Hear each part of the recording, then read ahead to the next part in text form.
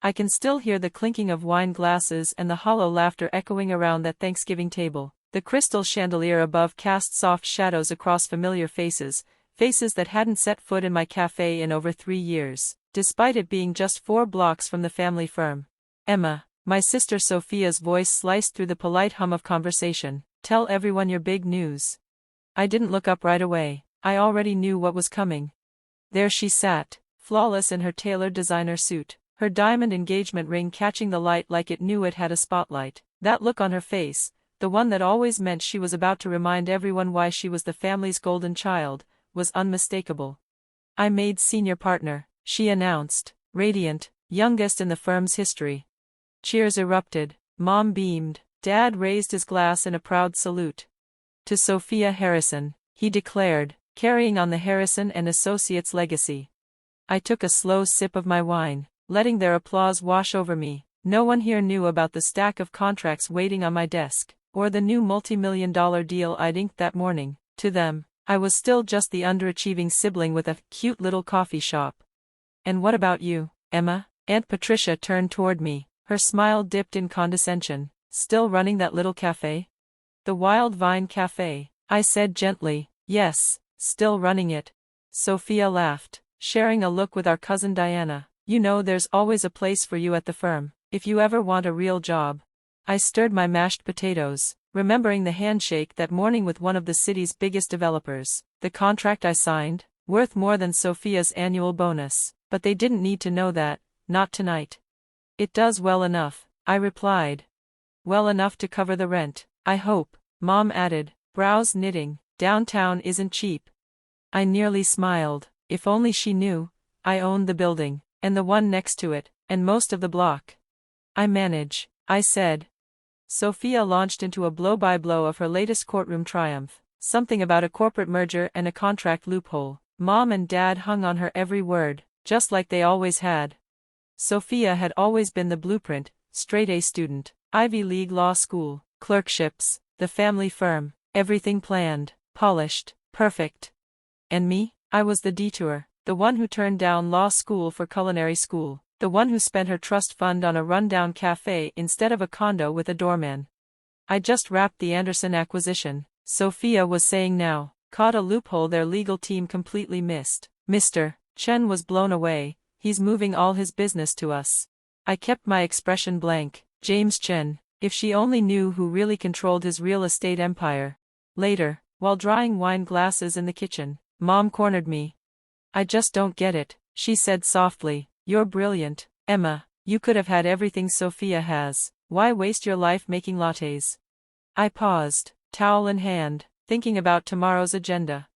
Not everyone wants to be a lawyer, Mom. But you could have been. Look at your sister, luxury car, penthouse, designer wardrobe. Don't you want that kind of life? I thought of my own penthouse, the one I bought last month through one of my holding companies, the one with a better view. I'm happy, Mom. She sighed, brushing a hand across her brow. I just worry, the cafe business is so unstable. What happens when you want a family? How will you support them? I bit back a laugh, my mind drifting to my diversified investments and the string of properties under my name. The question wasn't if I could support a family, it was whether I wanted one. I'll manage, I said, smiling just enough to keep the peace. Over the past 5 years, I'd quietly built something much bigger than my family could imagine. The cafe had only been the doorway, my first foothold in the world of downtown real estate. Later that night, as coats were being retrieved and goodbyes exchanged, Sophia intercepted me near the front door. Hey, she said, slipping into that practiced, older sister tone of authority. I meant what I said earlier, about the firm. Dad would create a position for you. You could start in corporate law, work your way up. Thanks, I said, cutting her off gently, but I'm good where I am. Her brows creased, a hint of frustration beneath her polished veneer. Emma, be serious, you can't steam milk forever. Don't you want to make something of yourself? Oh, if she only knew, I already had, and tomorrow would prove it. I should go, I said, glancing at my watch. Early morning at the cafe. Right, she said with a smirk, those coffee beans won't grind themselves. I drove home, to my real office, hidden above the Wild Vine Cafe, while they imagined I spent my days wiping counters. I'd quietly constructed an empire. The cafe was just the storefront, something they could dismiss. Behind it was a network of LLCs, shell companies, and multi-million-dollar deals that had quietly reshaped a third of downtown. Once inside, I locked the office door, sat at my desk, and opened the folder marked Chen Acquisitions. Tomorrow, James Chen wouldn't be meeting my sister as a client, he'd be meeting me, as a partner. For years, he'd helped me acquire properties under the radar. His team kept intentionally blind to my involvement, including Sophia. I pulled the final contract from the folder, a consolidation agreement that would unite all my properties under one banner, Harrison Capital Group. A family name, a poetic touch. My phone buzzed. Sophia, dinner was fun. Mr. Chen said he might stop by your cafe tomorrow. Try not to embarrass me, he's our biggest client. I set the phone down, smiling. Tomorrow would be enlightening. The next morning, I arrived early at the cafe. Kate, my manager, was already prepping. The private room's all set, she said, handing me a coffee. Still can't believe Mr. Chen wants to meet here. I sipped. Sometimes the most important deals happen in the most ordinary places. At exactly 9 a.m., James Chen walked in, black sweater, slacks, no entourage, no flash, just business.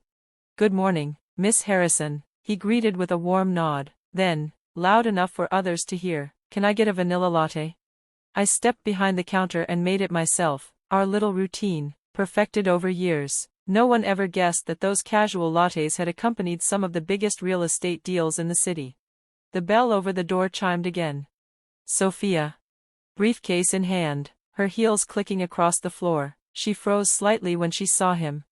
Mr. Chen, I didn't expect you here so early. He accepted his latte with a smile. Your sister makes the best in the city. Would you care to join our meeting? Her eyes darted between us. Meeting?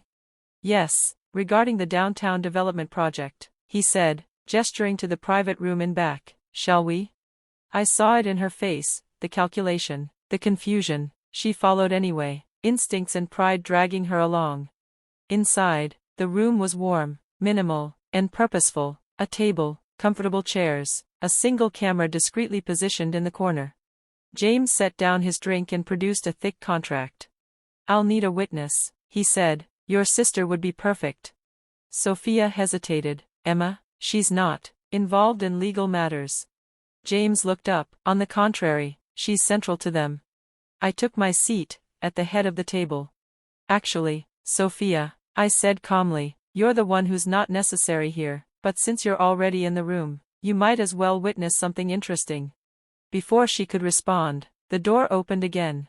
Dad walked in, followed by two senior partners from Harrison and Associates. Sophia stood frozen, her carefully controlled composure slipping for the first time. I looked around at the room full of people who had written me off as the family failure, and I smiled. 5 years ago, I was the girl they underestimated. Today, I was the woman who owned half their world. They must have been nearby, Dad and the other partners from the firm, because they walked in moments after Sophia. Dad's eyes narrowed. What's going on here? Sophia, why are you meeting Mr. Chen in a cafe? Before she could answer, James Chen stepped forward. I invited them, he said calmly. It seemed fitting to sign the paperwork in the place where all of this began. Sophia blinked. Where what began? I opened my laptop and turned the screen toward the room. The presentation lit up. Harrison Capital Group, Downtown Consolidation Project, estimated value $312 million. Silence dropped like a stone. Dad stared at the map on the screen, block after block of downtown real estate, each one highlighted in bold. Harrison Capital Group. He murmured. My company, I said evenly. You might recognize some of its subsidiaries, Wild Vine Properties, Azure Development, Crown Point Investments. Sophia sank into a chair, the color draining from her face. But, those are the portfolios we've been managing contracts for. The ones we thought belonged to Mr. Chen's investors. Not exactly, James said. They belong to your sister. I've just been the silent partner helping her acquire them. Dad's jaw tightened. Emma runs a cafe. She couldn't possibly. I pulled out the master contract. The cafe was the starting point. When I bought this building 6 years ago, I realized downtown was undervalued and fragmented. So while you all dismissed me, I began building, property by property, block by block. I glanced around the table. My voice was calm, deliberate. You saw coffee. I saw opportunity. While you chased clients, I closed deals, quietly, strategically. And now, Harrison Capital Group owns more of this city than your law firm will ever touch. Sophia grabbed the contract from the table. Her eyes scanned each line with practiced speed, her expression morphing from disbelief to stunned admiration. This is worth hundreds of millions. More than half of downtown, James confirmed, and a portfolio still growing. Dad slumped into a chair. Why wouldn't you tell us? Would you have listened? I asked. You all saw what you wanted to see. The dropout. The barista. Easier to mock me than ask what I was really doing. Sophia shook her head slowly. But, you serve coffee. You wear an apron. I smiled. And sometimes a blazer. It doesn't matter what I wear, it never did. I know exactly who I am. James pulled a pen from his jacket. Shall we sign? I took it first. Signed without hesitation. James followed, dating it with a flourish. Just like that, it was done. Harrison Capital Group, James said, shaking my hand. Congratulations. Though I'll miss our meetings disguised as latte breaks. The cafe isn't going anywhere, I said, smiling. But it might be harder to get a seat, once all the lawyers start showing up. That night, after the shock settled and the room emptied, I returned to my office above the cafe. The city stretched out beneath me, lights twinkling like the future I built with my own hands. My phone buzzed. Mom, can we talk? Over coffee, maybe? I looked down at the cafe, still glowing with life. Me, sure. I know a place. The owner's doing all right. Because sometimes, success wears an apron. Sometimes, it serves coffee while building an empire right under your nose. And sometimes, the best revenge isn't proving others wrong. It's proving yourself right. I closed my laptop and headed downstairs. After all, that cafe still had deals to make.